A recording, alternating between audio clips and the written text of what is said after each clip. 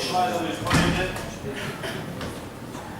Власта централна беше все още, значи во првиот квартал да беше договорено, и немаше никакви проблеми, препреки да се върши купопродажба на земјишта. Тоа е едно. И второ, и по предпоставка да е така, како што видите, зошто, а не го спомнавте, уредувањето на градежното земјиште, значи некој што сака да инвестира во вториот, во третиот, во четвртиот квартал, треба да се припреми, за да дојде до пролето, да дојде до летото. Тука треба да гради, значи во првиот квартал да ги плати комуналите, за потоа да гради.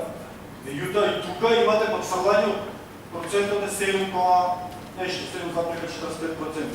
Меѓутоа, во секој случај, мило ми е што и вие потврдивте дека тоа што го спорувате така, а од кои причини, вие мислам дека субјективно ги гледате, во секој случај, уште нашавам дека ми благодарам што потврдите дека тоа бројки што изборува беа точни.